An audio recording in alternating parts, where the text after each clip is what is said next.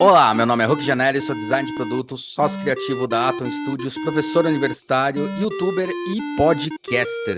E hoje a gente está aqui com dois grandes professores para a gente discutir uma coisa que a gente fala muito nesse podcast, que é a questão da arte ou da diferença entre arte e design e como a arte está presente na vida de cada um de nós.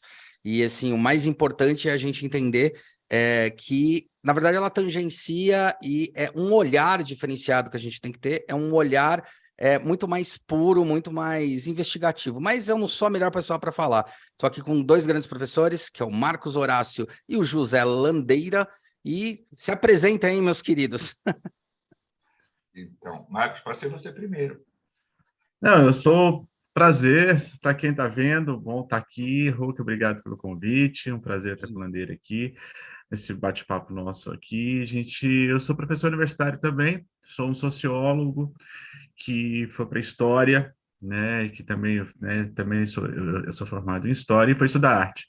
Então, meu mestrado, meu doutorado, minha pós-graduação, toda em arte. E eu fui estudar especificamente o Barroco Mineiro, quando a gente pensa em Brasil e tal, e por conta de estudar o Barroco, tive que estudar muitas coisas, tive que estudar iconografia, tive que estudar arte na antiguidade, arte medieval, renascimento, tive que estudar o que os modernistas falam do pessoal do Barroco, enfim, né? Então, assim, isso me força a ter um passeio muito grande pela arte como um todo. Aí, por conta disso, eu acabo produzindo conteúdo, né, fazendo uma série de coisas, então, todas relacionadas a esse assunto. E eu sou professor universitário também, aqui uma tríade de professores. Coordeno os cursos de pós-graduação de arte do Instituto Europeu de Design e eu venho dos estudos de linguagem. Eu comecei nas letras e fui assim aumentando meu interesse pelas linguagens, meu mestrado, meu doutorado, meu pós-doutorado é nessa compreensão de como é que a gente interpreta as diferentes linguagens, principalmente as linguagens da arte. Como é que a gente as interpreta, como é que elas fazem sentido para a gente no mundo, né? E tanto as linguagens específicas da arte, como as linguagens da arte com as outras linguagens, com as outras maneiras de se construir no mundo, né? E eu sou um cara inquieto, acho que, assim, quem é você? Eu sou inquieto, eu estou sempre procurando compreender melhor o sentido do mundo. Isso é muito filosófico, né? Ficou filosófico pra caramba, né? Compreender o sentido da existência, mas é um pouco isso. Que muito bom. Não, mas eu acho que é por aí mesmo, quando a gente começa a discutir, é legal você ter dois, né, dois paralelos e um terceiro, né? Como eu sou designer e acabei me especializando nisso, faço produto, também tenho essa área, fiz o mestrado aí, mas na área de arquitetura, discutindo novos modelos de trabalho, né? E trazendo Domênico De Masi, trazendo Alvin Toffler para a mesa para discutir isso. Eu acho que a gente tem, e também na entrada que a gente tem, né, no novo milênio, a gente tem uma discussão muito quente, muito importante para isso, que é a construção, né, e o entendimento do que é a arte sair do status de uma coisa elitista, né, e começar a ser, não é que ela sai, né, mas ela começa a ser entendida que ela não é elitista, a arte é porque ela é, né. E a discussão às vezes caía muito ali, mas a gente tem que trazer um pouquinho mais para perto, né? Tem uma coisa que eu já queria provocar aí dentro do discurso, né? Uma coisa que eu costumo dizer, né? Costumo falar para os meus alunos entre a diferença entre arte e design, né? A gente fala muito sobre arte e design, ser artista, ser design. Na época que eu fiz a faculdade, que foi lá no final da década de 90, existia muita essa discussão, né? Se design era artista, artista e arte, daí vem os irmãos Campana, que foram muito importantes para a nossa área, tá? Para a área do design, para discutir justamente isso. Discutir através de um design exploratório e usando a arte, ele conseguia unir muito bem os dois universos, né? E uma coisa que eu discuto muito sobre arte, eu não sei se faz sentido ou não, vocês podem me execrar, né? Descer a lenha, não tem problema nenhum, né? É que eu acho que a grande diferença entre design e arte, se a gente for falar alguma coisa assim, é que o design ele tem que fazer a arte, ou fazer o trabalho dele, que pode usar elementos da arte, elementos artísticos, mas ele está com o foco em atender uma demanda reprimida, ou uma dor, ou uma necessidade, tá? E sempre buscando de uma maneira muito mais eficiente, tentando melhorar a qualidade de vida das pessoas e tentando atender aquela demanda naquele momento, né? Tanto que a gente às vezes tem que botar um freio aí e falar, peraí, mas essa demanda as pessoas vão entender, como é que a gente vai entregar esses produtos ou serviços de uma maneira mais clara, objetiva, tal, sei que lá. E a arte, eu acho interessante porque eu vejo nela uma condição de eu não preciso atender aquela pessoa naquele momento, né? Eu não preciso ter um público específico para atender naquele momento, mas eu preciso provocar. Talvez daqui 10 anos essa pessoa esteja pronta para ser provocada pela obra que eu fiz. Mas é essa provocação que eu sempre entendo. Então, a discussão da arte ela é mais profunda nesse sentido, porque se o designer tenta entender as dores das pessoas e entender produtos ali naquele momento, eu vejo que a arte ela é muito mais atemporal. Ela vai questionar alguma coisa e às vezes a pessoa vai estar apta ou não para receber ou para se confrontar e daí sim questionar. Faz sentido isso? É meio por aí? Eu posso falar primeiro, Marcos? Pode. Eu já ia Então, perguntar quem começa. porque eu acho, sim, porque eu não sei se Marcos e eu temos o mesmo conceito, porque aí o que a gente percebe, o que eu percebo, tá? Nós estamos, quando a gente fala arte, a gente fala de um conceito cuja definição não está pronta, Tá. tá? Então, você não tem um conceito, arte é isto. Eu não sei se design tem um conceito bonitinho, redondinho, mas arte não só não tem, como ela não tem mesmo, assim, ela assume não ter um conceito do que é arte, e os conceitos do que pode ser arte, eles muitas vezes são contraditórios, tá? Então, se você Tá. pega um conceito mais clássico de arte, ele vai bater de frente com os conceitos, por exemplo, que definem o que é street art, né? Arte de rua, certo? Uhum. Então, você tem uma pluralidade de conceitos. O que nós temos, então, receber? Então, qualquer coisa pode ser arte. Bem, esse conceito existe também, aí nesse mar de conceitos do que é arte. Mas para a gente não se perder demais, a gente precisa de uma bússola, né? E o que eu considero, e o que se tem considerado efetivamente, arte é uma linguagem, ela caracteriza um modo de ser e de estar no mundo diante de uma determinada realidade, tá? E eu achei muito curioso porque você usou a frase, né, eu vejo na arte, né? É bem essa concepção de que você constrói um conceito seu que não é uma construção a partir do nada, é uma construção a Uhum. partir da tua vivência, da tua relação com as diferentes. É como aprender um idioma, sabe? Quer Uhum. dizer, quanto mais você é exposto a esse idioma, quanto mais você reflete nesse idioma, né?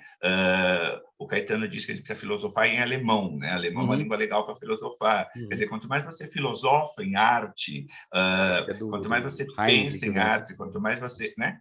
Mais você introjeta essa pluralidade, esse conceito. Agora, quando eu penso uma palavra, né, as palavras são curiosas, porque elas entram na moda, elas saem da moda, algumas vezes elas desaparecem, né, mas você não pode perder o idioma, né, você não pode perder o português. Né? É muito curioso que outro dia, a minha geração, uma geração que eu ouvia, não usava muito, mas ouvia a palavra enxuto, enxuta, como aquela pessoa que está bem com o corpo, né? Então, fulano é coroa, mas está enxuto, né? Você pega essa garotada de 20 anos, eles não têm mais esse conceito. Enxuto Sim. é só seco, né? A louça está enxuta. Uma pessoa enxuta é uma pessoa que toma banho, se secou, está sequinha, sabe? Né? Não está molhada. Então, a palavra enxuto perdeu um sentido conotativo, ela empobreceu de alguma maneira. Mas nós temos N maneiras para falar que a pessoa está bem com o seu corpo, bem com a sua idade, etc. e tal. Ora bem, mas a gente procura, e aí eu não sei, cara, mas eu acho que todos nós procuramos.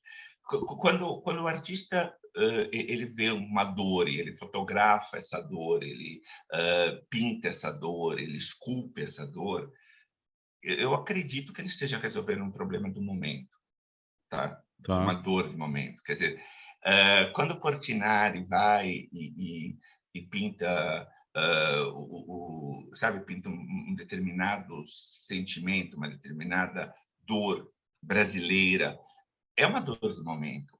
Agora, a ansiedade de grande parte, nem posso falar de toda a arte, mas uma grande parte dos artistas, o desejo né? A dor de grande parte dos artistas é a busca da eternidade, que aquela obra ela fale mais do que daquele momento, mas que ela dialogue com daqui a 1000 anos. Sabe? Mas Daqui a 1000 anos. eu acho interessante, porque isso daí que você está colocando, até depois eu quero passar para o Marcos, mas eu acho interessante isso aí que você está colocando, que eu acho que isso é a busca humana, da essência humana. Porque em qualquer área, em qualquer, sabe, a sua prolongação, né? A gente entendeu que a gente é imortal, mas qual é a forma da gente se tornar mortal, né? É a escrita, é o conhecimento, é transpassar tudo aquilo que você aprendeu de alguma forma para que continue no tempo, né? Então, acho que é uma busca humana, né? E talvez a arte seja a expressão disso mais pura, né? O Enzensberger, ele é um filósofo. Hoje eu estou com os alemães na cabeça, cara. Ele não é nem uma das não é nem uma das minhas grandes bases teóricas, não. Sou muito fraquinho em conhecimento alemão. Mas o Enzensberger, ele vai dizer uma coisa curiosa, né? Que a arte, com a modernidade, ela passa a ter uma espécie de efeito aspirina, né? Muito nítido, perfeito. sabe? A aspirina que você dilui na água, ela se dilui na água, mas sempre tem um acento, né? Por mais que você mexa a aspirina na água, ela sempre fica com aquele acento. Fica né? sedimentada. Isso. Então, nós temos essas duas realidades. Você tem essa arte diluída no mundo, tá? E você tem essa arte ali sedimentada no fundo do copo, que é mais fácil você identificar. Mas isso não significa que não haja aspirina ali na água misturada. Pelo menos esse é uma coisa que, para mim, me ajuda a compreender o fenômeno artístico. Né? Essa coisa aspirina diluída na água. Então, eu gostei de quando você começa a abrir com essa discussão, Hulk, porque tem uma questão, o que motiva o artista e o designer, assim, então uma questão assim, essas divisões que a gente faz hoje, elas são muito contemporâneas, são questões nossas, são conceitos nossos que a gente criou para nossa, né, para nossa demanda, não são as demandas dos artistas que a gente estuda. Tá? O que seria design, o que seria artista? Estou falando na Idade Média, estou falando no Barroco, estou falando na Antiguidade, né, onde esses conceitos nem existiam. Né? O artista também é aquele que está preocupado com a demanda. O artista, ele precisa pagar conta. Né? Cada um pagando a conta do seu tempo, no seu tempo histórico, de um jeito específico, ele vive do patronato, ele vive da pessoa que paga, né? Ele fica rezando para entrar numa roda, alguém aí que o receba, e tem artistas que vão desde pintam quadros maravilhosos, que muitas vezes a gente só estuda o artista pelo quadro que ele pinta, a gente não viu as pinturas de teto que ele fez, ou as paredes que ele fez, o rodapé mesmo que ele fez, sabe? Eu acho que, né, tem muitos, grande parte dos artistas estão se virando nos 30 para poder viver. Então, e às vezes não sobra o espaço quando a gente fala da dor, né? A dor, o que é, ele retrata, a dor retrata no que dá às vezes, né? Ele vai tentar buscar naquilo que ele está fazendo por é uma encomenda, às vezes o artista, né? Um mecenas que é um retrato dele, né? Como se fosse eu, Marcos, contratando alguém para pintar o meu retrato. Ele vai pintar o meu retrato da maneira como eu combinar com ele. Eu vou colocar ali algumas coisas, assim, alguma licença poética que eu possa estar mostrando a dor da época, ela acaba saindo. Ela acaba saindo, às vezes, até não é nem tão intencional. É a gente, como estudante de arte, a gente vai percebendo. Isso também o designer faz. Quer dizer, você trabalha com isso, você sabe disso. Você tem uma demanda para cumprir, e sai a sua cara ali, do Hulk Janelli. Sim, sim. Fica a sua marca. Então, fica muito difuso o que é uma coisa, o que é outra nessa hora, sabe? O que o design não se inspira no artista e o que o design não tem de artista, senão ele não seria design. Sim. Se fosse uma coisa só mecânica, né? É legal você jogar essa discussão, porque eu vou botar, como diz um amigo meu, fogo no parquinho, que é o seguinte, a discussão Romero Brito. Eu considero ele artista, tá? Ele é um artista que entendeu a roda de como funciona o capitalismo, como funciona a obtenção de capital. Eu considero ele artista, ele se colocou numa posição que né? Cara, eu quero estar desde sei lá, de uma garrafinha de leite a uma caixinha de sucrilhos, fazendo a minha arte como arte. Só que eu considero ele um artista, tá? E tem muita gente que acaba não o considerando. Será que não está também muito no limiar? As pessoas também têm essa falsa impressão ou têm essa visão romantizada de que o artista ele é o cara que vai sofrer, e na verdade sofrer não é legal, né? É legal quando ele consegue se expressar. O sofrimento é uma parte humana, uma parte de uma percepção que é legal você colocar através da arte, mas o artista ele não é definido justamente por esse ponto, né? Porque aí cai, né? Eu sempre uso o Romero Brito e, em contradição, o Van Gogh, que morreu desconhecido e foi ser conhecido. O único quadro que ele vendeu, acho que foi Girassóis, para o cunhado, né? Um negócio assim, acho que a história é essa. E depois ele vira uma coisa. Então, tem esses dois lados, né? E eu sempre gosto de comentar, como vocês são artistas que estudam isso, vocês consideram até que ponto ele vai, qual é a discussão? E faz sentido, porque eu acho que a arte tem que ser consumida, tem que sair do museu ou não. Como é que ficam todas essas discussões filosóficas que muitas vezes está impregnada no inconsciente coletivo? Alguém veio e falou que a arte está no museu. Até você entender que a arte não é do museu, você estudou, você fez um mestrado, você fez uma pós, falou, caraca, a arte não é do museu, mas deveria estar com todos, deveria todos entenderem isso, não? Eu acho que a grande contradição eu prefiro muito mais Van Gogh do que Romero Brito, Sim, não, mas isso não enquanto é... obra. É. Agora, que tipo de vida que eu queria viver? A do Van Gogh ou do Romero Brito? Você está Sei entendendo? Quer lá, dizer, para poesia do Van Gogh, né? É isso que eu tô falando, mas então, cala a boca do Romero Brito. Né? cara, não sei, assim, eu super respeito as escolhas Sim, sim. individuais e tal, mas não me parece muito, né? Não. Imaginar que a maioria vai querer, não, eu queria ser Van Gogh, eu queria morrer num asilo de De loucos, loucos, é. incompreendido pela sociedade, sem conseguir vender, morrendo de fome, sem saber como é que eu vou ganhar meu pão amanhã. Agora, eu acho que a questão daí também, e isso também é uma discussão interessante, tá? Da qual se tem começado a falar agora, mas se fala pouco, que é a gestão de carreira, e a gestão de carreira do artista. Tá? Longe de mim, né, até porque eu não sou artista, né, então longe de mim falar da gestão de carreira do Romero Brito. Uhum. Né? Como alguém que olha a obra de arte dele, eu acho que o cara teve uma ideia sacadíssima, Sim. que me parece que ele explora ad nauseam, sabe? Quer dizer, aquilo chega um momento que, tá, já vi, tá, e agora? O que você tem aí para... Né? Por exemplo, eu acho o Vic Muniz, um artista brasileiro, que também tem uma pegada comercial, Uhum. mas que ele está sempre trazendo algo novo aqui para o repertório, e, sabe, não sei, pessoalmente me parece que constrói uma Perfeito. identidade como artista muito mais Uhum. complexa. Uhum. Né? Mas, veja bem, é uma construção de uma identidade artística mais complexa. É o Não que branding, o né? O que a gente chama cara... de branding da... Sim, não que o cara seja... Não que o cara seja ruim, ou que o cara seja... Né, Sim, que o sim. que ele faça não tenha um impacto estético. Né? Eu acho que isso nos leva também assim, qual é a função de quem estuda arte, qual é a função do crítico de arte nesse universo. Perfeito. Marcos? Não, eu só estou Acho que você me escutando conhece, aqui. se você deixa... Né, Não, tá perfeito, tá perfeito. Não, e assim, de novo, eu volto para aquela discussão que a gente estava fazendo, né? Quer dizer, qual a imagem que a gente tem do artista? Essa imagem também é datada, né? O que o artista? O artista sempre foi aquele que produz resultado.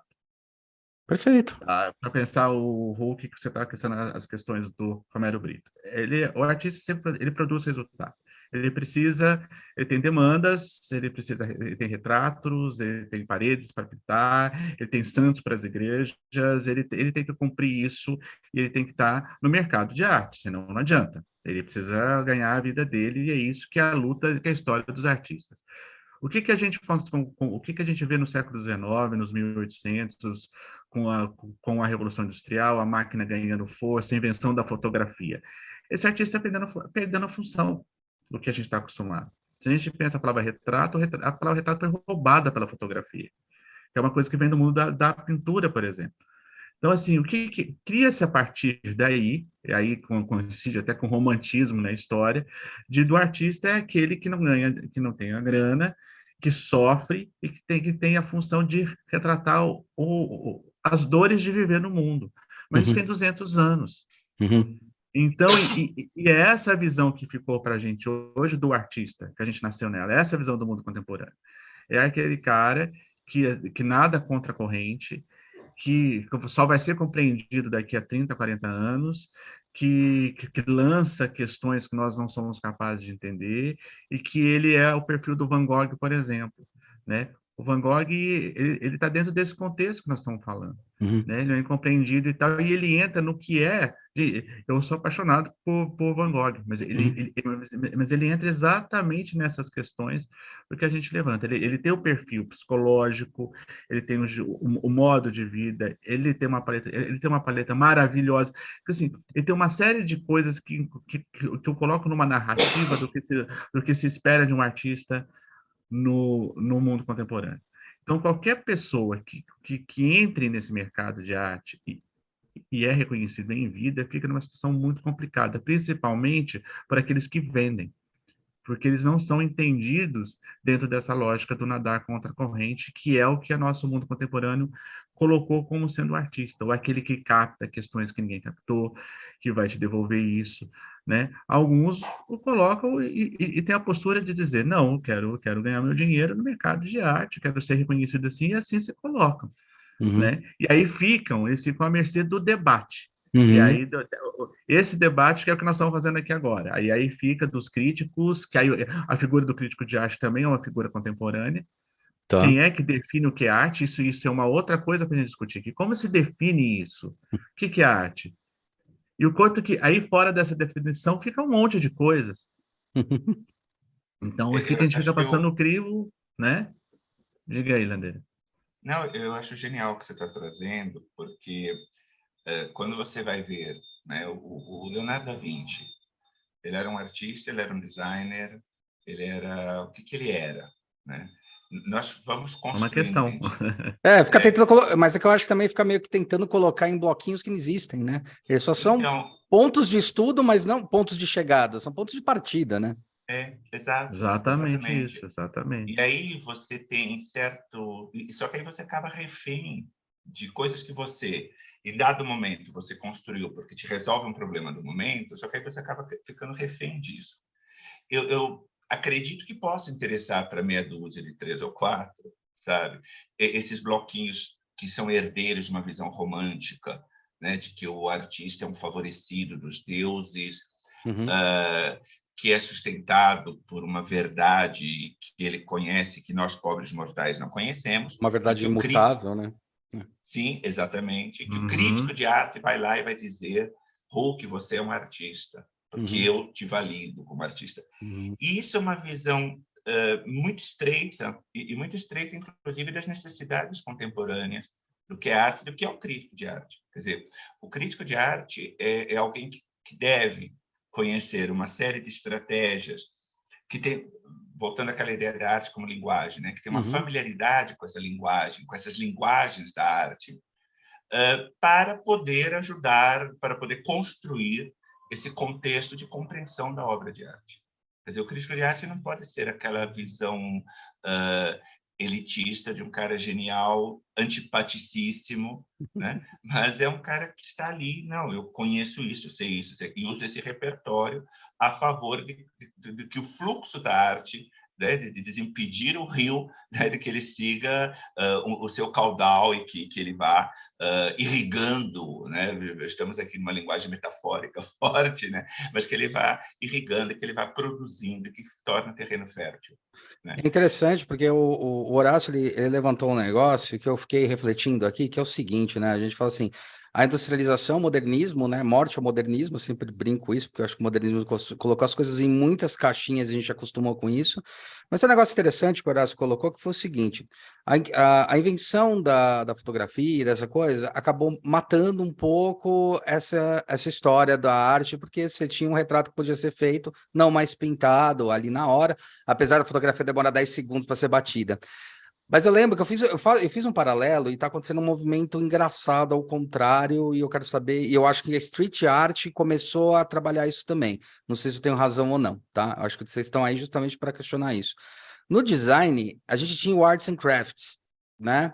E daí você tem o Toné, que começa a construir as cadeiras, e daí ele começa a construir a primeira linha industrial, que são as cadeiras Tonês e tal, cria o primeiro catálogo, ele é o grande criador do primeiro catálogo lá.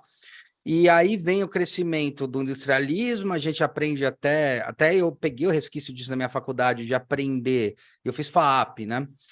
De aprender que o designer, no Brasil, ele entra como desenhista industrial, que é um nome horroroso, né? É um cara que desenha para a indústria, e agora eu estou vendo uma retomada desse Arts and Crafts, só que em forma das tecnologias aditivas, né, das coisas serem produzidas em menores escalas e começar a se repensar, inclusive, coisas que vêm do fast food, daí tem a discussão do slow food, depois vem para o slow fashion, e eu estou reparando isso ter um retorno saudável para que aconteça pequenos clusters, né? A retomada da cidade também com movimentos insurgentes e tal. E eu sempre vi na street art, agora eu vou falar do picho e não do grafite, como uma forma revolucionária de uma discussão de alguém que quer gritar e é importante gritar. E eu considero isso arte. Será que a gente não está tendo esse retorno quando a gente começa a ter obras do Cobra em qualquer lugar, quando começa a ter os Gêmeos sendo reconhecido, que eu lembro que na minha época os caras chutavam os Gêmeos, né? Quem são esses caras, né? Você acha que está tendo um retorno? Como é que funciona? Porque daí ele transcende muito mais, né? Ele realmente quebra em definitivo essas paredes metafóricas que o modernismo colocou, que tudo está numa caixinha, tudo tipo metrópole, né? Posso só pegar esse gancho aí, Hulk? É o seguinte, eu acho que é uma prova do que a gente está falando aqui das caixinhas todas. Quer dizer, eu acho que o street art, quando você traz isso, mostrando que a arte é para todo mundo e é de todo mundo faz.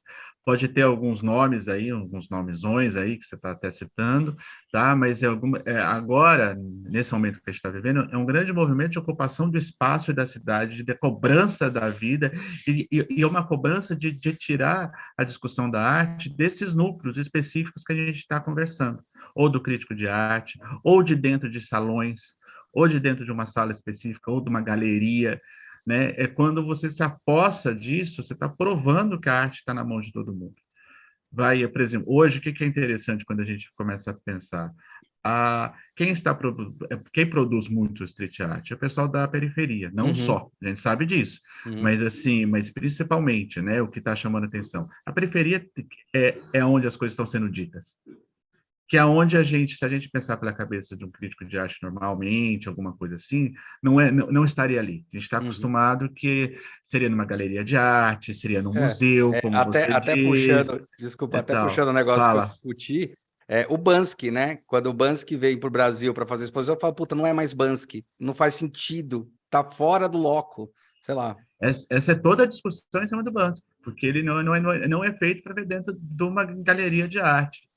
Né? E aí eu acho que a galeria e a questão do street art coloca uma coisa que vem ter um movimento mundial, coloca a periferia do mundo em destaque.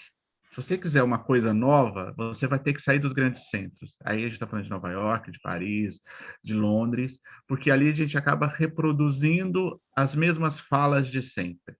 Então, quem está produzindo arte é o resto do mundo, onde a gente estava acostumado a dizer que onde não teria arte, onde a crítica disse que estaria nesse centro, só que são centros de dispersores, ou de modas de estilo, de costumes e tudo mais. Agora não mais, agora o que a gente vê nesses grandes centros, apresentando, na verdade, essa arte produzida no que eu estou chamando de periferia aqui, que tem muitos autores, né, usando esse termo, né, que são centro-periferia. Então, assim, é isso. Então, como quem diz, a arte, aí ela acho que cumpre a grande função dela, que ela faz parte do universo simbólico do ser humano. Todo mundo produz, as pessoas fazem. Depois a gente vai colocando isso em estilo, a gente vai dando isso em qualidade técnica, a gente vai usando os critérios que mudam com os tempos, que mudam com o tempo. Teve um tempo que o picho era só picho, era picho no sentido pejorativo, agora a gente está estudando picho de uma outra maneira, está comparando até com a arte da pré-história e está fazendo uma série de questões, sabe? Eu acho que a gente está num momento muito interessante nesse sentido. Eu acho que o que fica evidente, até dessa fala de vocês confirma, né? Essa necessidade de que se discuta o tema. Acho que nós estamos sentindo essa necessidade. Nós temos um incômodo, nós temos uma percepção de que, opa, isso não é bem assim. né? A arte não está só no museu, a arte ela não pode ser apenas para um grupo seleto, o mundo é outro, a realidade é outra, e esse conceito mesmo da arte para uma meia dúzia de 3 ou 4, e o artista como um maldito e coisa e tal, não funciona hoje. Ora bem, e a gente precisa ter essa discussão, né? E, inclusive, compreender, né? Nós estamos num processo de compreensão. Acho que as coisas não estão formuladas. No IED aconteceu uma coisa curiosa, né? O pessoal de design vir procurar querer compreender melhor o fenômeno artístico. Legal, Né? Nós muito bom. estamos pensando o curso de extensão em street art. Nós estamos pensando em crítica de arte, em curadoria de arte, nós estamos pensando em criar esses cursos, que são demandas que surgem a partir do pessoal que não é propriamente da esfera das artes, também do pessoal de artes e tal, mas do pessoal que não é propriamente, porque quer compreender melhor esses diálogos plurais, múltiplos que se realizam. Né?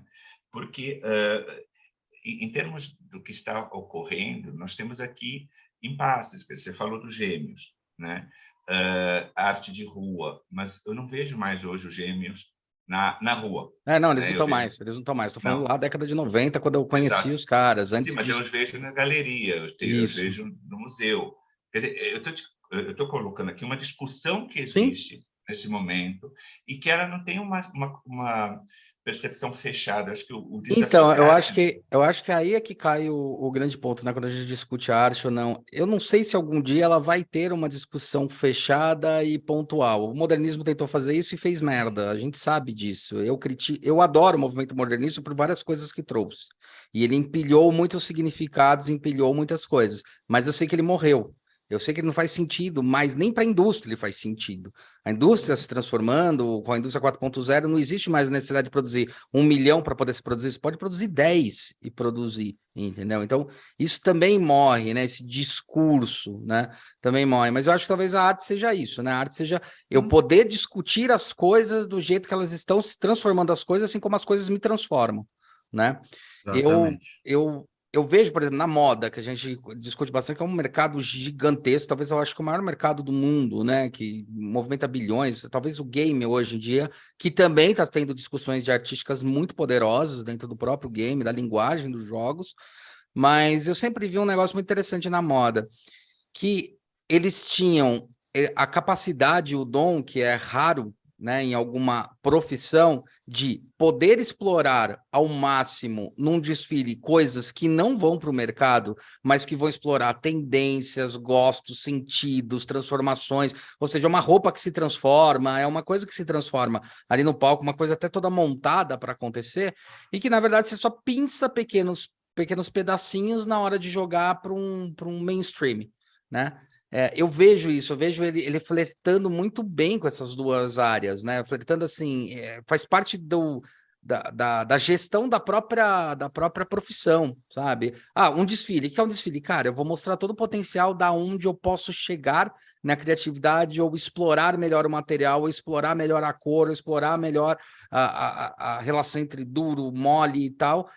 E diferente dos outros que acabam ficando em caixinha. Então, o design acaba ficando uma caixinha, tipo, tem que desenhar para a indústria, que eu não concordo nem um pouco, né? E a arte, ela só tem que ficar legado no outro ponto, que eu também não concordo, né? Uhum. Eu acho que é um pouco por aí também. Eu acho que o curso talvez ajude a isso, né? A compreender isso, né? E a tirar proveito, no bom sentido, disso. Quer dizer, se eu assumo que as fronteiras não são branco e preto, né? Que existem degradês e que existem esses espaços que não são nítidos e não são claros, mesmo a fronteira entre design e arte, moda e arte, né?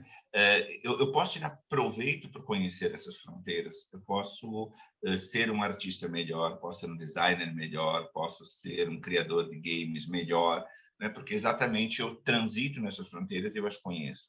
Eu acho que a discussão é, sem perder a singularidade, você se abrir para dialogar com as outras realidades, com o outro.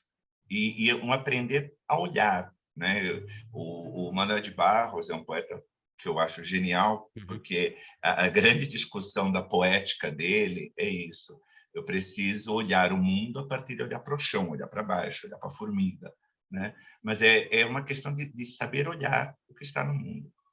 Eu acho que e aí a arte ela tem uma contribuição fantástica, porque historicamente ela trouxe sempre para si essa necessidade de olhar o mundo, de variadas perspectivas, de variados pontos de vista, com variadas necessidades de acordo com a realidade histórica e social e até a compreensão de mundo de cada momento. E tem uma coisa, né? Como a arte e o design, assim, né? É, é, ela traz repertório de conhecimento sobre o ser humano, sobre os nossos desejos, as nossas vontades, isso desde que o mundo é mundo, né? E fala sobre a nossa cultura, sobre a nossa vida, né? A gente está falando de moda, a gente está falando pode falar de culinária, a gente pode falar de uma série de coisas aqui, né? E aí o que que um curso faz, por exemplo, né? Ele esclarece um pouco isso, talvez, que talvez a gente não tenha essa percepção muitas vezes, até porque a gente está preso nas caixas. A gente acha que, né, ou você está numa caixa de crítico de arte, ou está numa caixinha de outra coisa. Não, quer dizer, quando você diz aí, né, você tem um desfile de moda, que o cara explora uma série de coisas, ninguém vai usar aquela roupa, mas vai usar aquele relógio, vai usar aquele perfume, vai usar uma série de coisas que vão sair por ali. O que que ele está captando naquele momento? Tendência mesmo, desejos, o movimento da própria sociedade. Quer dizer, eu acho que acho que aprender a arte hoje, estudar arte é isso, né? Entender o movimento, entender como a arte ela é um diálogo, ela é a expressão do que é o viver. Não só a expressão do que é o viver, como ela ajuda a criar o viver. Então, eu quero que a gente imagine o quanto de artistas ou designers criaram também uma série de coisas que para depois passaram a ser correntes. Né? Você tem um artista que eu estudo muito, que é o Watteau, que é um artista francês do século XVIII, finalzinho do século XVIII, metade do século XVIII. E ele pinta muito figuras ligadas à corte, roupas de corte e tal. Muitas vezes você pode usar aquilo e falar assim, olha só como a corte se vestia e usar os quadros do Watteau. É o contrário. O Watteau, muitas vezes, inventou uma roupa ali, que para a gente parece roupa de corte, que é assim que a gente vê, via filmes lá de Hollywood, certo? E que muitas vezes a própria corte começou a imitar a pintura dele, tamanho sucesso que ele fez. Quer dizer, e aí fica aquela discussão, é a arte que a vida ou a vida que imita a arte? Eu não sei, eu acho que a clareza de quem estuda, de quem quer se entrar num curso, estudar qualquer coisa, é isso, é essa coisa. Né? E aí que vem a grandeza de você trabalhar com moda, mas está bebendo da escultura, da pintura, da música, e se você é um escultor bebendo da pintura, que também é o tradicional na arte, que eu não sei por que aí vem volta as questões que a gente já falou aqui sobre a industrialização e tudo, por que que a gente dividiu isso? Os artistas sempre andaram juntos, pintores, escritores, escultor, todo mundo frequentava o mesmo bar, todo mundo estava com as mesmas questões e cada um devolvendo, socialmente falando, para quem estava pagando, e também se não era quem estava pagando, da maneira que tem a opção. Tem gente que sabe pintar, tem gente que sabe escrever, tem gente que sabe cantar, tem gente que sabe fazer comida. Então, assim, como é que essas coisas acontecem? Eu acho que a grande percepção é isso, de perceber que essas pessoas andam juntas e que você não vai ser feliz sozinho, porque aí você perde o elão que liga todo mundo. Né? O street art tem um pouco isso, né? Você mistura tudo. A gente que fica tentando pegar o street art também e colocar em caixinhas e não consegue, que é o mais legal, que é o mais legal. Não consegue, porque daí acaba o significado, né? Acaba o significado de que foi a existência. Tem um negócio interessante nisso daí que você estava discutindo, que ainda dentro desses movimentos, né, culturais, a gente tem muita discussão, né? Tem até um livro muito bom, não lembro o nome do autor, mas é Sociedade Rosquinha ou Economia Rosquinha, acho que é isso, Economia Donut, né? Que ele fala sobre a questão assim, quem ocupa as cidades da maneira correta e entende a cidade são as comunidades ou favelas, né? Porque elas estão impregnadas de pessoas se comunicando entre elas. E a gente viu isso muito acontecer de uma maneira até contraintuitiva, porque a grande discussão da elite, e a gente faz um pouco parte disso, não adianta a gente correr disso, mas a gente entende o outro lado, isso que é importante, se colocar no outro lado, falava assim, quando a pandemia foi para a favela, ferrou. E os caras se controlaram de uma maneira absurda, eles se montaram, eles se estruturaram porque conheciam cada um, iam atrás, entendiam, criaram toda uma estrutura para atender aquela demanda e não foi aquele pan que todo mundo achou. Foi dentro dos números que foi em qualquer parte, né? Ou de casas mais afastadas ou de casas mais próximas, mas não teve esse coisa. Então, repensar também o meio social, né? A discussão de o quanto tangencia, o quanto potencializa. E você fez eu lembrar de um discurso, de um TED Talks, e também de um livro muito legal, que é De Onde Vêm as Boas Ideias, do Steve Johnson, que ele discute isso, né? Ele falou o que cria novas ideias, novas posições. É quando você possibilita as pessoas se conectarem. Aí ele comenta, por exemplo, os cafés parisienses, né, no iluminismo, tal, eles eram muito importantes porque eles conectavam muitas pessoas que proliferavam ideias e uma ideia podia se conectar a outra para criar uma nova ideia, que é o que a gente fala hoje muito sobre a economia criativa, né? Que a minha e a sua ideia são Exatamente. 3 ideias, a minha, a sua e a do outro, né?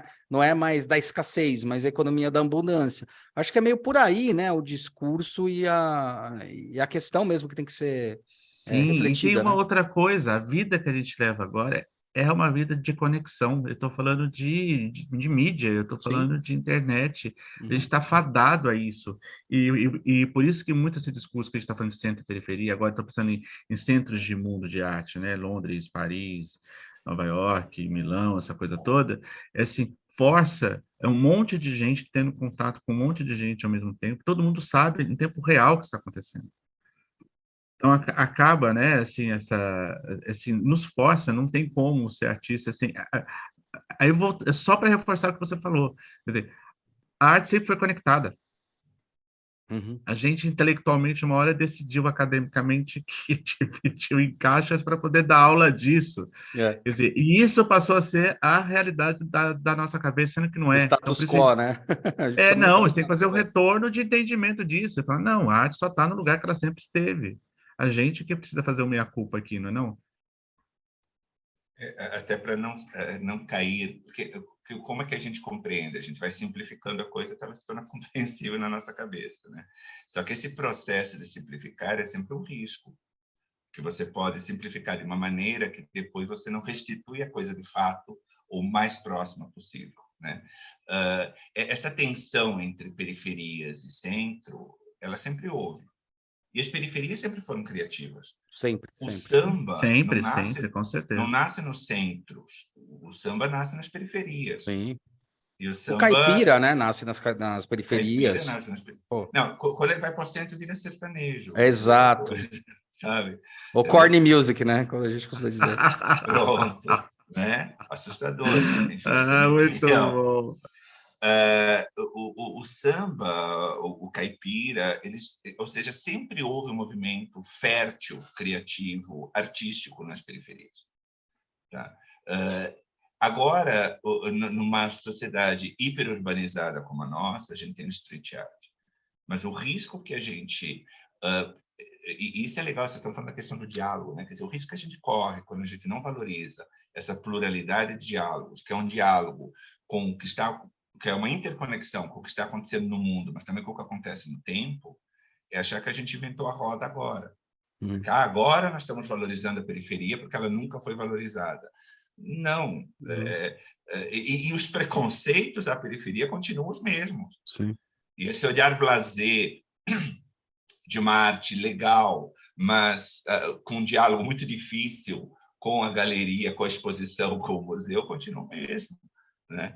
Então, mas sempre houve essa tensão. Agora, essa tensão ela é interessante ser compreendida, porque ela é rica, porque ela nos interessa e porque nos interessa transformar a realidade.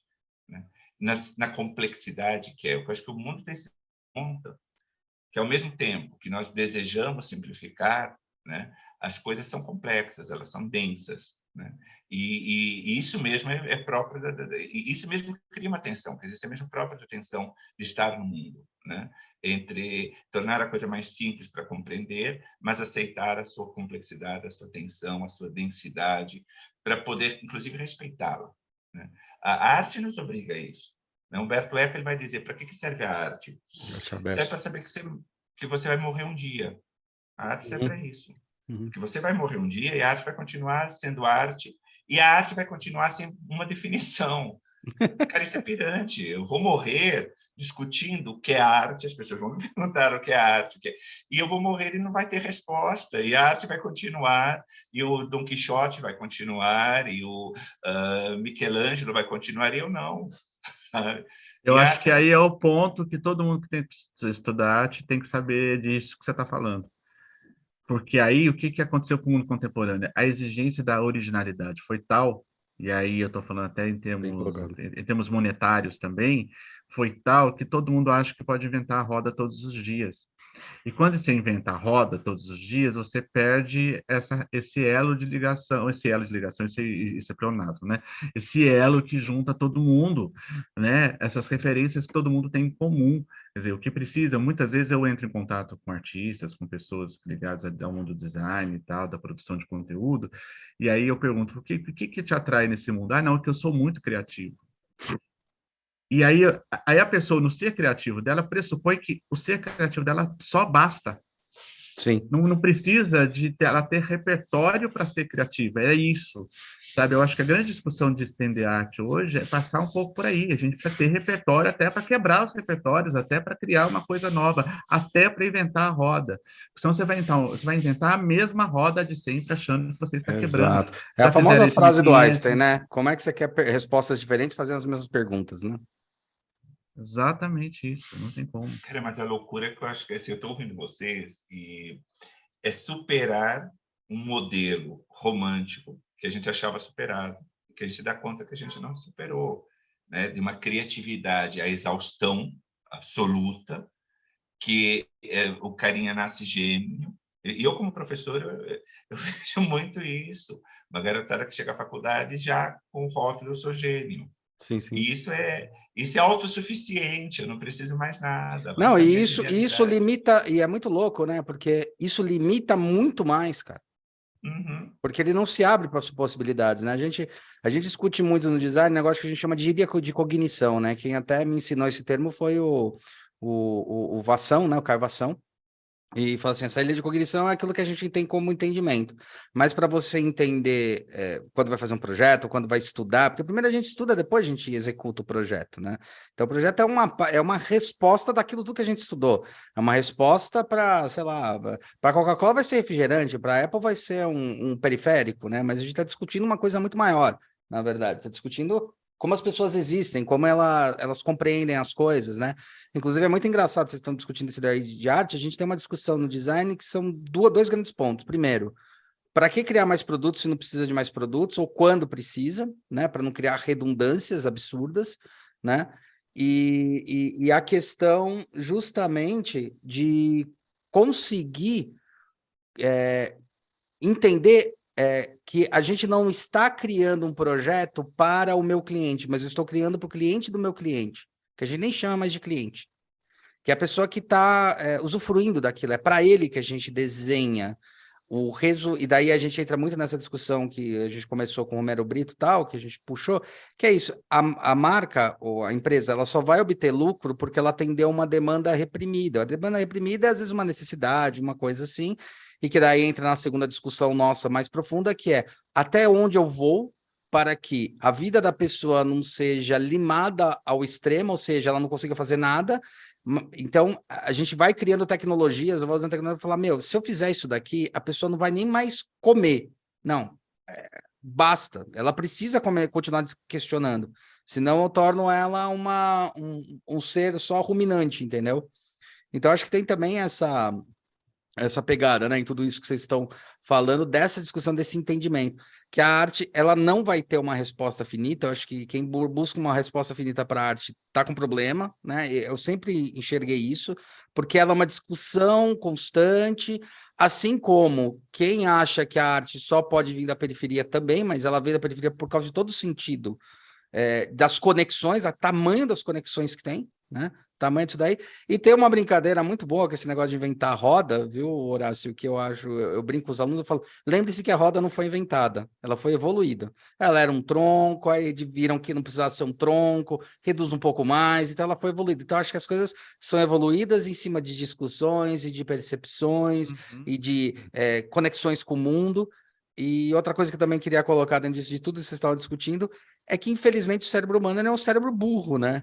porque ele acaba, quando você estuda neurociência, ele acaba falando assim, as coisas são binárias dentro do cérebro, ou é in ou é off, ou eu fujo ou eu fico, né? Então essa também discussão, uma discussão que talvez o cérebro não tenha a capacidade de atingir, que é, as coisas são assim, elas acontecem, você pega de fontes, mas você colocar em caixinhas, você está limitando sua própria possibilidade de evoluir. Eu acho que o cérebro humano ainda precisa evoluir para isso, né? Quando a gente discute coisas de neurociência mesmo. As discussões, quando você pega e comenta, a arte não tem um conceito claro, mas a gente precisa discutir, e aí, tá, então para que eu vou estudar arte se não tem um conceito claro? Qual é a definição se não tem definição, né? E as discussões têm camadas, né? E aí eu acho muito legal discutir no barzinho com uma caipirinha e discutir a existência humana. Mas eu não posso reduzir as discussões a discutir no barzinho com caipirinha. Uhum. Tem também a camada importante, às vezes surge muita ideia legal ali no barzinho com uma caipirinha, é o motivador ideal para o cérebro dar um start, mas teve ali um momento anterior em que eu tive uma discussão, eu comigo e o livro, teve uma discussão em que eu conversei, liguei para você, liguei para o Marcos Horácio, a gente trocou umas ideias, ou seja, são diferentes camadas que me constituem. E também, se eu não tomo cuidado e eu reduzo demais o que é discussão, vira o tiozão do grupo de WhatsApp que acha que está discutindo a Terra plana. Então, aí de novo voltamos à questão, não tem como você ser criativo sem ser repertório, sem ter ligação, sem ter papo, sem saber, sem estar conectado, sem nada, né? Senão não tem como, não tem como. Quer dizer, aí isso me preocupa numa geração, que é isso que o Landeira estava colocando, que muitas vezes ela vem com esse discurso de, não, mas eu sou criativo, como se a criatividade já basta, e aí pega as questões cerebrais todas, o que você trouxe, quer dizer, não tem como. Quer dizer, senão você vai ficar reproduzindo eternamente as mesmas coisas e não vai inventar nada. Aliás, você vai reproduzir o antigo, quer dizer, não, já fizeram, quer dizer, a gente está É o aí... retrô, né? É a busca do Não, retrô uma época. e um monte de discussão que a gente está fazendo aqui, no mínimo, já tem 2000 anos, os gregos já pensaram em tudo. Se a Exato. gente não tem nem esse Colocado. repertório que a gente está conversando, se você nem estudou cultura grega, a gente está falando assim, 2000 anos, sabe assim, correndo atrás, quer dizer, não, vamos... Por isso que a gente precisa estudar os caras. Por isso que precisa dos clássicos. Porque sem os clássicos a gente fica chovendo no molhado. A gente já chove no molhado com eles, imagine sem, né? Quer dizer, não tem como. Quer dizer, a criatividade, você pode pegar... Porque quando a gente estuda o Da Vinci, o que ele tem de encantador? O repertório do cara, é a cultura do cara. Ele seria impossível. Imagina quanta coisa ele viu para ele ser o Da Vinci. Uhum. Quantos pintores ele viu, quantas invenções ele viu, quantas engenhocas ele viu. Aquilo não sai só. A gente só tira da cabeça aquilo que a gente tem dentro. Uhum. Se a gente não coloca nada dentro, não sai criatividade nenhuma, né? Sim, Você está repertório falando uma coisa super... super legal. Os gregos também não criaram nada do nada. Os gregos eles eram ótimos para olhar o mundo e pegar a ideia dos egípcios e dos babilônios, O que e a seria dos partir da gregos sem herança esse povo egípcia e todo? babilônica, eles Pronto. recriaram e a coisa chega até a gente. O gol. Eles sistematizaram uma galera que fez a pedreira toda antes. Que Sim. seria ele sem os persas, sem todo mundo que veio antes. Eles chegaram lá, muitas vezes, né? Puseram o resultado pronto. E eu acho que é esse olhar que tem alimentado a arte, porque nós estamos falando de uma linguagem que ela existe junto com a civilização humana, né? A gente fala de arte rupestre, né? Então a civilização humana começa e ela começa e ela se dá conta do estético, ela se dá conta do registro, da necessidade de registrar e de registrar de uma maneira estética. Então ela vai se dando conta disso e num primeiro momento de uma forma muito tudo muito junto. Quer dizer, o registro está junto com o estético, está junto com o religioso, né? As coisas estão todas ali juntas. E elas vão construindo os seus caminhos, em alguns momentos solidariamente, em alguns momentos se afastam. Mas é uma conversa que já está aqui há milhares de anos e que a gente não pode pegar e reduzir, né? Não, o artista é o cara que pinta quadros e eu vou usar esse quadro para decorar, né? A aflição de um conhecido meu que é artista, né? A aflição dele, né? Quando chegam para ele, e eu quero que você pinte um quadro para mim, porque eu estou comprando um sofá azul e eu quero um quadro para ficar em cima do sofá e eu quero que combine e tal. Tá, e o que que você faz? Eu pinto, né? Eu pinto o quadro azul para combinar com o sofá azul. Na minha cabeça, eu estou xingando o cara, mas eu pinto, né? E essa... Então, mas aí, ó, você entrou numa discussão que eu acho interessante, porque aí a gente entra num ponto que a gente estava discutindo agora, que é isso. Eu não vejo o problema do pedido, eu vejo o problema da expectativa. Então, assim, se o cara faz assim, meu, eu gosto de você, a tua arte, o teu jeito, a tua lida é muito legal, eu comprei um sofá e eu queria muito um quadro para ele. Você pode imaginar alguma coisa? É diferente de quando o cara faz, que em design gráfico a gente sofre bastante, os alunos sofrem muito com isso, que é assim, não, mas eu prefiro roxo. Eu brinco com eles, falo, foda-se que você prefere roxo. Tipo, eu estudo a área e eu sei que não vai funcionar para a linguagem. A mesma coisa, eu não vejo um problema no pedido, eu vejo um problema na expectativa. Do cara chegar e falar assim, ó, pintei um quadro com o que eu acredito, com o que eu vejo, com o que eu entendo, para você olhar para ele e questionando. Você vai estar na sua sala e vai estar questionando essas coisas. O cara olha e fala, mas eu não gosto do roxo. Fala, cara, mas ele não está discutindo a cor, ele está discutindo a obra. E daí a pessoa, entendeu? Eu acho que aí vira uma... Por isso que eu acho que é importante quando a gente entra aí nos estudos, que é o outro ponto. Você não precisa estudar necessariamente para se tornar mas você precisa estudar para poder compreender o que é dado. Então, quando você pede um quadro para o artista, entenda que você está pedindo para aquele artista. Pedir para o Ladeira, pedir para o Horácio, pedir para o Hulk, são pessoas diferentes que vão entender condições diferentes. E quando você pede, você está pedindo para aquela expressão. Né? Então, eu acho que esse que é o ponto que mais me dói na história, não é o pedido, mas é a ignorância de falar, não, mas não era isso que eu queria. Porra, meu, você me chamou, sou eu que estou fazendo, você chamou uma pessoa específica, então chama outro. Você queria de uma outra forma. Eu acho que para isso que serve também essa discussão e essa ideia do curso que vocês estão trazendo, para falar, olha, tem coisas maiores, assim, não é ser artista, mas entender como isso tangencia a gente o tempo todo. A beleza do filme, né? O filme está acontecendo muito isso, com a fotografia está expressando bastante isso, e estão discutindo, mas é isso, é como realmente eu vou ler as coisas, né? Como eu vou compreender com a ótica do outro, com a ótica do momento, e não com uma ótica restrita de alguma coisa que eu acho, e ponto, que é o famoso, que a gente fala, o achismo, né? O achismo não é nada se você não tem argumento, se você não tem base, porque quem tem argumento não acha, né? Discute. Agora, deixa eu brincar um pouco, desculpa, Horácio, mas deixa eu brincar um pouco Eu vou aqui pegar um café, gente, mas pode continuar, por favor. Não, eu queria saber de você, Hulk. Mas a questão é a seguinte, como aprender a pedir? A questão é essa, como aprender a pedir? Mas aí tem uma questão que, sim, que são dos grandes artistas, isso da história. Eles pensam no público para o qual eles estão fazendo. Não, mas Isso é uma a coisa. questão, Horácio, é que se eu for fazer um pedido, uma demanda, eu que peço, eu também tenho que ter passado por um aprendizado. Sabe? Porque, Eu não sei senão eu se vou você pedir precisa, roxo. eu não sei se você precisa compreender como pedir, mas você tem que compreender que quando você pede, você está pedindo para alguém e esse alguém vai dar uma resposta sobre o olhar dela, entendeu? Assim, Sim. ele vai questionar. Então vamos dizer assim, puxa, eu queria que você pintasse o quarto do meu filho. Se eu vou pedir para um Dali, né, da vida, eu não posso pedir para ele, faça anjinhos voando, tipo, não é a característica do Dali, eu estou entendendo qual é. Então, discutir a arte e também entender qual é esse passo. Se eu peço para alguém, eu não estou pedindo alguma coisa que eu espero, eu estou pedindo alguma coisa que seja expressada. Então, o Dali fazendo o quadro do meu filho, talvez para 1 ano de idade assuste a criança, entendeu?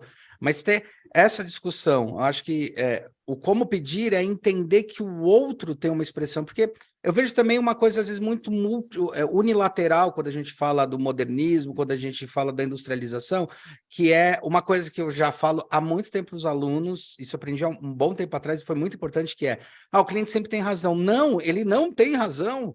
Tem horas que ele simplesmente não tem razão. Não adianta vir, se ele está indo contra o que está sendo discutido, se ele não está respeitando, ele não tem razão, não existe essa história do Nossa, cliente sempre tem isso que você razão. está falando é revolucionário, porque a gente está falando de uma época onde você tem que deixar o cliente sempre feliz. Mas a gente está tendo essa discussão, viu, Horácio? Essa discussão séria. O cliente não tem razão. É assim, não tem, porque Uhum. às vezes ele tá querendo uma coisa que naquele contexto não faz sentido. E a gente fala assim de produtos bem simples do tipo, você não foi comprar um Apple, então por que que você tá esperando um Sony? Vai comprar Sony. Tipo, eu tô falando uma coisa Sim, bem pragmática. Agora, quando a gente sim. fala sobre linguagem artística, linguagem textual, a gente fala isso, né? Se você pedir um quadro para uma pessoa, ou pedir uma obra, ou identifica alguma coisa para uma pessoa, entenda quem é. Entenda que você não está. O pedir, porque assim, todos nós que trabalhamos com arte, design, né, dentro desse. A gente sabe entender um briefing, não adianta. A primeira coisa que a gente aprende é Uhum. compreender o que ele está pedindo, deglutinar aquilo lá, transformar o que eu chamo de escopo, pode ser rebriefing, debriefing, e falar, ó, a melhor forma de expressar isso é esta solução, né? Ou é solução, não, eu vou dar uma solução, que uma solução pode ser poética, pode ser em forma de produto tal, mas eu acho que a pessoa que pede também tem que saber isso. Uma discussão que a gente tinha muito em design era o seguinte, que a gente tem, né, em design é o seguinte, por que que uma pessoa compara dois trabalhos, tipo, compara o meu trabalho, que é de produto, com o trabalho de a gente conhece aí o Silveira, que também está aí no IED, Silveira, que é gráfico, vai comparar dois preços de duas pessoas que não fazem sentido nenhum, porque um vai para a área do gráfico, a resposta, outro vai para a área do produto, e a empresa pode precisar das duas coisas. Então, acho que a discussão também, a importância de ter um curso, a importância de ter isso, é aumentar o nível de consciência das pessoas. Então, não é só as pessoas fazerem porque elas querem certo, mas elas fazerem para elas compreenderem melhor o que é, que mundo elas existem, né? Uhum. Sim, aí entender o próprio processo da criação. É isso que você está dizendo, né, Hulk? Porque aí também tem uma questão desse público, porque ele aprendeu a ser consumidor, né? Então, assim, é um pouco reaprender esse local, não é isso que você está colocando? Exatamente. Quer ver? Uma coisa que eu boto em discussão em pauta, assim, eu concordo com o que a Apple fez, não botou o carregador dentro das caixinhas. Aí o pessoal fala, não, mas é um absurdo. Não, não é. Ele está ensinando ao consumidor que aquilo é coisa a mais. Você tem essa porrinha desse carregador dentro da sua casa. Ele sabe que se ele colocar menos, ele vai ter menos container, vai ter menos poluição. Isso é um fato dado.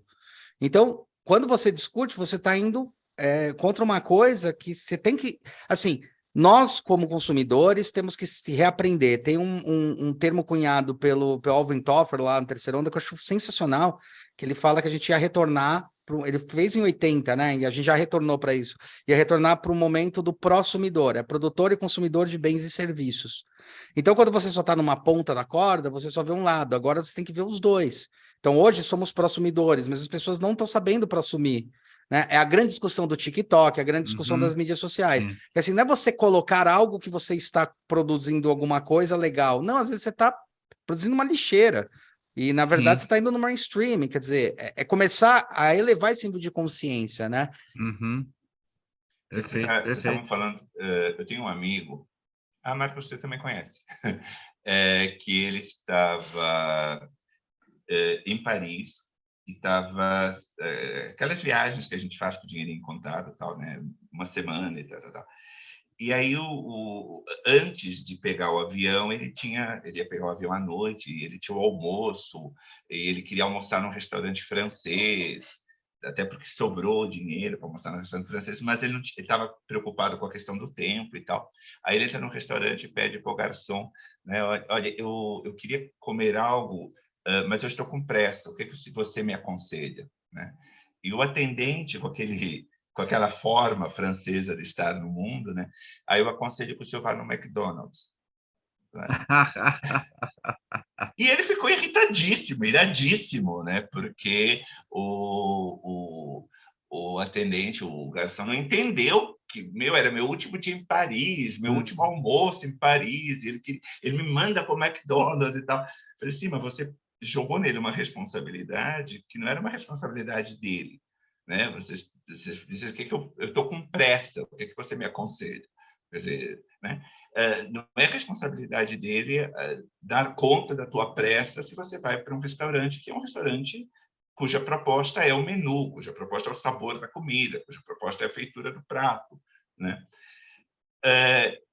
Esse estar no mundo, cara, eu acho que o grande desafio, a parte que o mundo fica mais complexo, é saber estar no mundo. né? E aí a conversa com a arte, ela é essencial pela própria, pela proposta plural dela, porque nunca é uma proposta única, né? Há artes e muitas propostas de arte, como pela sua perspectiva histórica, né? de mostrar que do anedótico à discussão mais cabeça ali, mais filosófica, a discussão, ao olhar mais terno sobre a realidade, eu acho que tudo já foi discutido na arte, tudo está para ser discutido, né? Agora, essa discussão precisa estar ali, precisa ser alimentada e precisa ser... porque senão a gente cai, cara, a gente cai nos erros complicados, né? De achar que o mundo começa a partir de mim, o mundo começa a partir de agora, porque eu estou aqui e o mundo começa a partir de mim. Que é uma discussão curiosa, que já esteve, né, no bojo da arte. Né? O primeiro movimento modernista, o que eles vão querer é exatamente isso, é cortar totalmente com o passado. Né? Não existe passado, o que existe agora é um novo começo a partir de agora e tal. E rapidamente eles se dão conta que isso não funciona, que a produção artística ela vai precisar, sim, dialogar com o passado e recriar-se e repensar-se, né, a partir do passado. Então, assim, nem nisso você tem aí uma galera original. Né? Agora, é um mundo que está ficando muito interconectado, muito complexo. Né? Quer dizer, cai um avião lá na Indonésia, não menosprezando a Indonésia, mas aqui era uma realidade que, sei lá, 30 anos atrás, você ficaria sabendo tempo depois, ou, né? Hoje não, hoje você já tem acesso ao avião caindo ao vivo, você está acompanhando ali, mas ao mesmo tempo você tem a discussão se a Terra é plana ou não é plana, você tem a discussão Lula-Bolsonaro, você tem a guerra da As Ucrânia, você tem... polarizações, Sim, e aí fica excessivo, acho que a questão é trabalhar com esses excessos. E a Acho que arte, ela te obriga a pensar isso. Marcos, desculpa. Não, não, eu acho que não, é só, então a gente tem que, pegando a sua fala, a fala do Hulk, então é reaprender a consumir, reaprender a pedir, reaprender a pensar tudo isso que a gente está propondo, não é? Assim, quando a gente vai desde das questões ecológicas, esse ser estar aqui que a gente está comentando, quer dizer, repensar a arte, repensar nosso papel, né? E assim, entender o papel do artista e entender tudo isso que a gente colocou nessa conversa, dessa fala até toda, né? É porque a gente está aí, a gente nasceu nesse mundo contemporâneo, nesses últimos 200 anos, para ser consumista, para consumir as coisas dessa maneira rápida e tudo mais. Só que a gente está vendo que o buraco é mais embaixo. Sem o repertório, sem as conexões, as interconexões e essas coisas todas, a gente está percebendo que não vai para frente, né? Até de, né? É que todos nós temos que assumir também o nosso lado crítico de arte, sabe? Tem um texto muito bonito do Eduardo Galeano, texto curtinho, em que o menino Diego nunca tinha visto o mar, né? E o pai o leva para ver o mar. E depois de eles subirem duna, descer duna, né, tá lá, finalmente está diante do Diego o mar. E o Diego vira para o pai e diz: pai, ajuda-me a olhar, porque é tanta coisa para ver que eu preciso que me ajudem a olhar. Eu acho que é isso.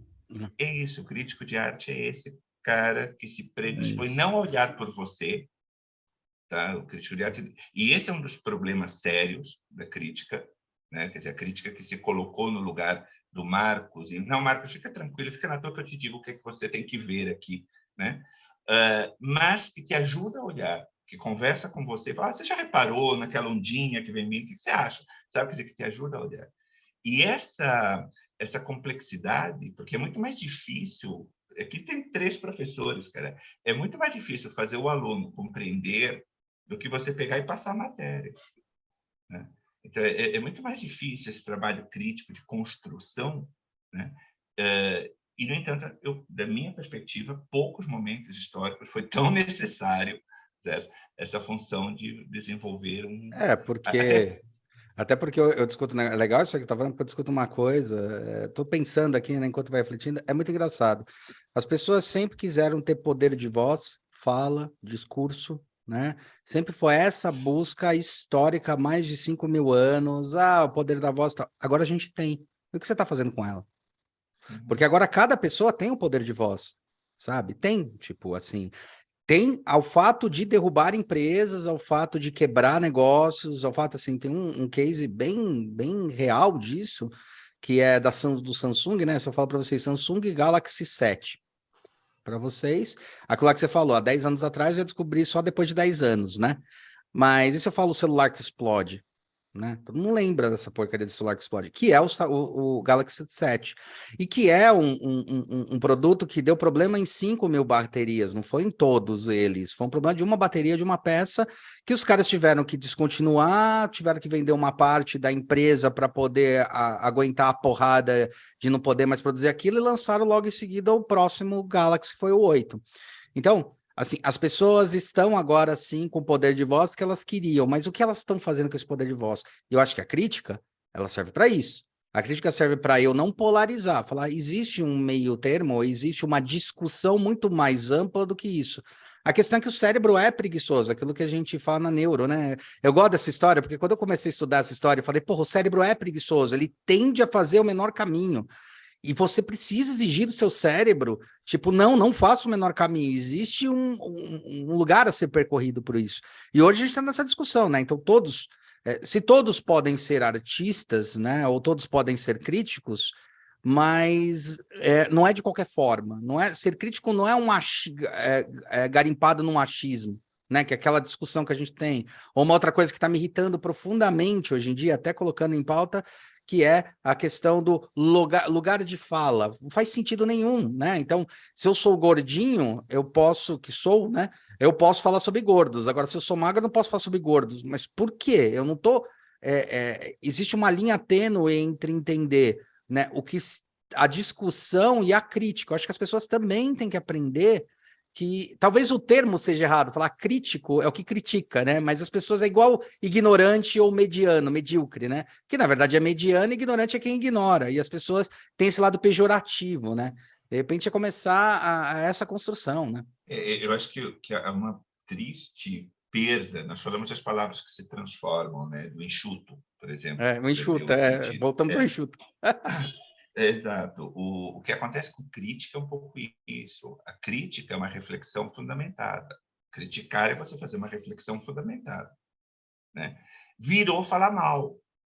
Ah, Marcos, eu não gosto de você porque você é muito crítico, né? Não, quem faz crítica é a pessoa que faz uma reflexão sobre algo de uma maneira fundamentada. Claro, como você fundamenta e como você reflete, aí te abre o leque de N possibilidades, certo? Tudo bem, concordo, de acordo, né? Mas a questão, novamente, é isso, é o que está fundamentando a tua crítica. Mas quando vira, não... e depois, por exemplo, em educação é uma coisa assustadora, né? Você tem que desenvolver o espírito crítico do jovem. Sim. Só que como criticar é falar mal, então você deixa essa garotada falando qualquer coisa, de qualquer assunto. E isso é desenvolver espírito crítico. Não, isso é desenvolver a ignorância, porque como tudo neste mundo, ignorância também se desenvolve. Sim. Se aprende. Sim, não, aí a gente entra no que o Horácio comentou, que é bem legal, e que a coisa que mais me revolta nesse sentido é o conceito da Terra plana, né? E tem um cara na internet que é o Sacani, o Sérgio Sacani, que tem o Ciência Todo Dia, ele é da Unicamp também, professor, só que ele é de geologia e tal. Ele fala, o problema é que, assim, sempre teve a discussão da Terra plana, sempre. Só que agora a gente deu liberdade, né, para que essas pessoas falassem. Elas acharam um canal que foi a internet, e as pessoas da academia demoraram muito para chegar na internet e entender que era um potencial de conhecimento, e não um potencial só de fofoca, de coisa aleatória. E esses caras ganharam terreno, porque eles chegaram antes. E voltaram com aquela história, né, da Terra plana e tal. Então, essa era a discussão, né? Então, se apropriar dessa nova meio de arte também, da internet, dessas coisas, vai ajudar. Só que tem um negócio que você comentou, Lareira, que eu achei interessante, que você questionou, né? É mais fácil ensinar, né? Mostrar para o aluno, falar, ó, tá aqui, aconteceu em tal momento histórico, do que fazer ele compreender, né? Cara, eu acho Talvez seja, eu não, nem acho mais fácil, eu acho bem mais difícil. Quando eu só tenho que cuspir alguma coisa, eu acho mais difícil, né? Acho bem mais difícil, né? Eu talvez tenha tido uma educação assim, minha mãe era pedagoga, pós-doc lá, e o caramba quatro. Então eu aprendi que o construtivismo é isso, é construir com o conhecimento do outro e com o conhecimento de todos, para você fazer aquela estrutura crescer. A gente vê muito isso, né? A gente tem mini clusters, mini mundos quando a gente entra numa sala de aula, onde quando você vê uma diversidade absurda, tanto de cor, raça, gênero, idade e até sexo ali, né? No geral, o quanto a classe evolui ou não. O quanto quando ela é pasteurizada no mesmo, ela não tem uma evolução. E quando você tem essa diversidade, o quanto cresce aquele universo, quando você fala, puta, essa turma me surpreendeu, né? Eu acho que é isso, né? Colocar em pauta essa discussão, né? Sim, porque é também assim, como você se vê no mundo, né? E aí existe uma coisa do... A academia, ela errou pesado, né? Quando ela continuou alimentando o seu complexo de intelectual, né? Seu hermetismo.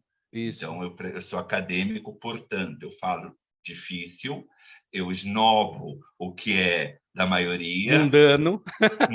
Apesar de Exato. estudar o mundano, eu esnobo no mundano. Não, é uma visão caviar do popular, né? Quer dizer, eu gosto muito de povo na fotografia, eu gosto muito de povo lá, né? E tenho as soluções todas para o povo. A palavra... Só o que acontece em português com a palavra povo já é assustador, cara. Porque a palavra povo, ela exclui a elite. E não é. People. É verdade. People is everyone. Sabe? People é todo mundo. Povo é todo mundo. Povo é também a elite. Mas não, em português a gente dissocia. Isso é assustador. Porque... Tem uma coisa dele, é engraçado, sei lá, eu fiquei brisando aqui, desculpa, né? A gente já deu também 1 hora e tal, mas eu fiquei brisando aqui com uma coisa que, assim, será... Você falou, pô, o mundo só... É uma grande discussão, né? O mundo só existe a partir do momento em que eu enxergo ele, né? E isso é um erro, que é aquela história, se uma árvore caiu numa floresta e ninguém viu a árvore, caiu de verdade, né? Por que que o mundo tem que existir só no momento que existe? Eu acho que a gente ainda, quanto ser humano, a gente está evoluindo ainda para a terceira... Sabe quando a gente tem a evolução da infância? Eu percebo o mundo, percebo as coisas, aí percebo o eu, o meu. Eu acho que ainda a gente está naquela primeira infância do meu eu. A gente não percebeu ainda o outro, sabe? Que, teoricamente, na evolução do infantil, você tem que fazer isso. Que é essa evolução, né? Não, exatamente. Isso até numa questão até se a gente pensa de economia, isso foi reforçado e o tempo todo do eu, meu. Só que agora está sendo exigido outra coisa, né? O nosso, O nosso, senão isso aqui desanda. Né? Isso é uma tanto que... questão ecológica mesmo. É isso não, que eu tanto tô que falando. um dos caras... É muito louco, porque um dos caras que era mais criticado, que eu lembro que era o Loverlock, que eu adorava ler ele, é um cara, não sei se vocês já leram, um cara que reabriu o conceito da teoria de Gaia lá na década de 70, falando que a Terra era um grande organismo vivo, e ele foi rechaçado, voltou à tona nos anos 2000, né? E a discussão dele era assim, que eu acho uma discussão fantástica, ele fala assim, galera, entenda o negócio, a Terra que se foda, o golfinho que se foda, todo mundo que se foda, vocês não estão entendendo a questão, a Terra vai se reerguer, já foi extinto muita coisa e já voltou. A gente não tem que mais olhar para a Terra, a gente tem que olhar para a raça humana quanto humano, o que a gente está fazendo para a raça humana, né? E cai nessas discussões, e cai nisso, né? Cai assim, a gente vai deixar de existir se a gente não tomar cuidado. A Terra, a gente não vai ter capacidade de destruir a Terra, não se preocupem. É muito legal essa discussão dele, porque ele tira a gente do olhar onipresente e coloca, cara, é a gente que está aqui, né?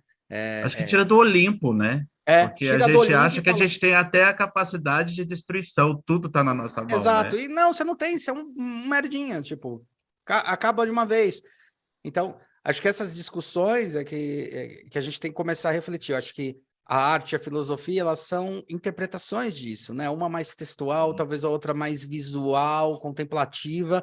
São formas de você realmente refletir. Eu sempre olhei para a arte, quando eu olho alguma arte, eu sempre olho e tento entender o que ele quis dizer, mas o que ele está querendo que eu entenda do que ele quis dizer, sabe? Sempre, qualquer coisa que eu vejo, não Perfeito. interessa se seja esses bonequinhos que estão atrás de mim, se seja uma obra de arte em si. Eu acho que tudo é carregado com algum significado, algum simbolismo, né? Então, eu sempre tento interpretar dessa maneira e compreender que eu acho que é essa busca que eu tenho. Eu não quero me tornar completo e pleno. Eu acho que talvez essa seja a grande busca, né? Eu quero me tornar cada vez mais consciente das coisas que existem, o quanto eu posso aproveitar delas, sabe? Sei lá, coisa Então, mais... entender que tudo tem uma narrativa, até que é uma palavra hoje muito usada, principalmente pelo pessoal da comunicação, quer dizer, qual a narrativa que Qual essas coisas me storytelling? propõem? Né? O que é isso, né? Qual a narrativa que me propõe isso aqui, seja visual, seja textual, seja o que for, né? Tudo é um grande texto, né? E aí voltamos ao papel do crítico de arte. Será que é aquilo que o Landeira estava colocando, aquele que me ajuda a ler esse texto, né? Não que lê por Muito mim, bom, muito né? bom. Ajuda a ler o texto, é muito bom. Sim, até porque entre um olhar elitista que coloca o conhecimento ali numa torre, cara, isso é puro século XIX, né? A gente ainda está reproduzindo isso, o conhecimento ali numa torre de marfim, né? E onde é um lugar onde não chega a internet, né? E aí o povo, essa massa indômita, que se me ouvissem seriam felizes, porque eu tenho a solução para a felicidade deles. Para mim, normalmente não, mas para deles, sim, eu tenho a solução da felicidade deles. E aí, esse povo está... E essas distâncias, quer dizer, quando a gente precisa de pontes, e a função hoje do crítico de arte, do artista, imagino que do designer também, é isso, é construir pontes, a gente precisa construir pontes. O conhecimento precisa construir pontes, a gente precisa estar no mundo como alguém que constrói pontes. E construir pontes exige conhecimento mesmo, quer dizer, não dá para sair por aí fazendo pontes, senão cai, sem base, sem conhecimento de engenharia, de matemática, de um monte de coisa que precisa saber, né? Acho que é um pouco Perfeito. esse o nosso desafio. Perfeito. E daí, para tudo isso, vocês estão criando, porque a gente está discutindo isso, um monte de coisa, e o legal de toda a história toda é que vocês estão criando um curso para isso, né? Vocês estão criando um curso justamente para a gente chegar nesse nível de discussão, né? Conta um pouco o que o IED está propondo para vocês, o que vocês estão propondo, na verdade, para o IED, no espaço É do uma IED. ousadia, né? O IED ele tem já um trabalho com arte forte na Itália, né? Uhum. Aliás, o IED surge em 4 grandes linhas: moda, design, comunicação e arte. No Brasil, quando o IED chega no Rio e em São Paulo, o IED ele chega forte, se mantém forte em design e moda. E hoje, no Brasil, o IED é conhecido pelo seu trabalho com design e moda. Mas nessas discussões, o IED temos sido solicitados a pensar fora da caixinha, né? E a pandemia tem feito muito esse trabalho de obrigar a pensar fora da caixinha, pelos alunos e pelas empresas e pelas pessoas, a pensarmos fora dessa chave e pensarmos arte dessa perspectiva aqui toda que nós falamos, né, esse tempo todo, até porque somos nós que temos pensado isso, né, nessa construção de pontes, né, trazendo essa... E aí está o diálogo, né, quer dizer, trazendo isso que já existe na história do IED, mas trazendo com esse olhar nosso, brasileiro, pós-pandêmico, se é que se pode falar em pós-pandêmico, mas enfim, com esse olhar nosso, né, da nossa realidade. E aí nós estamos construindo, né, nesse processo de construção.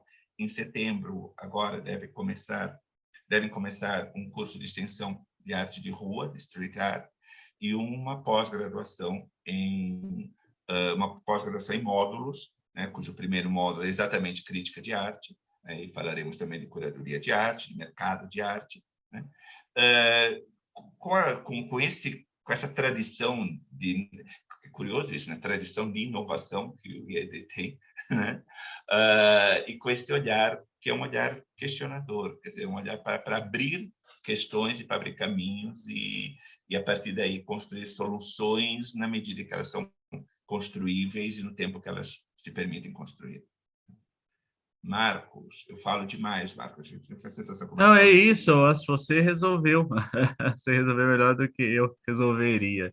Eu acho que é um pouco o resultado final, é isso que a gente conversou aqui, né? Nos colocar no século XXI e fazendo essas discussões que nós estamos fazendo. né? Que a gente saia pensando grande, né? E não pensando em caixinhas, né? E que seja um local que seja atrativo para todo mundo né, que trabalha de moda, escultura, designer, de tudo que não para você sair do seu lugar, mas para você voltar para o seu lugar com mais repertório, né? E te construir assim como né, um ser que está ligado com os outros e entenda essa demanda que é o século XXI. Quando eu falo demanda, não estou falando nem demanda comercial, não, é demanda do que é viver agora, nesse momento, né? Perfeito, perfeito. Então, galera, esqueci de falar bom dia, boa tarde, boa noite, para quem está ouvindo aí, depende do horário. E, cara, vocês gostaram dessa discussão? Quer ter mais? Aí embaixo está o link aí da inscrição aí do curso que os dois geninhos aí estão fazendo. E eu acho que mais importante do que isso, independente se você está dentro da área de arte ou não, o que a gente queria passar é que é importante. Opa! Engasguei, desculpa. O que a gente queria passar é que é importante a gente entender como refletir, de que maneira refletir, de que maneira pensar as coisas, é também tirar um pouco desse olhar que, tipo, só o artista pode fazer uma coisa de arte, né? Você tem muitas discussões, as reflexões que são profundas e até para você entender melhor como as coisas funcionam. Então, não esqueçam de dar uma olhada aí no link, fale com os dois, eles estão em aberto aí para falar com vocês no momento que tem, é só entrar em contato lá com o IED, eles vão dar o nome dos dois aí para vocês conversarem. O IED é legal porque é um espaço pequenininho e dá para chegar bem próximo e entender o que vai fazer. E é isso aí. Vocês querem deixar algum recado final, meus queridos? Olha, quero agradecer. Quero agradecer estar aqui, esse espaço, a gente está junto, podendo conversar sobre isso, é sempre bom. Super obrigado, Hulk, super obrigado, Bandeira. Eu queria agradecer mesmo, porque a discussão ela é muito importante. Quer dizer, obviamente que você está pensando no curso e tal, e você quer que a coisa dê certo, né? Mas a discussão, eu acho que ela é válida. Acho que são temas que precisam ser discutidos e encontrar aqui essa porta para discutir é muito legal. Com alguém que pensa de uma forma super profunda, Hulk. Para mim foi assim, hiper legal te ouvir, né? Obrigado. Acho que isso é muito bacana também. É isso, gente. E sim, estamos hiper à disposição para tirar dúvidas e para conversar com aqueles que quiserem conversar com a gente. Perfeito. Bom, galera, já sabem, sai agora na quinta-feira aqui no podcast Agregados, né? O podcast no Agregados no Spotify e tal. E na segunda-feira sai lá para ver a carinha da gente no YouTube, para quem quer ouvir pelo YouTube. Beleza? Então, é só chegar lá, o IED tem portas abertas, tranquilo para você ir. Conversem, discutam e venha participar aí de uma nova geração aí de pessoas que são mais críticas da maneira positiva e não da maneira negativa, beleza? É isso aí, obrigado e até a próxima, valeu!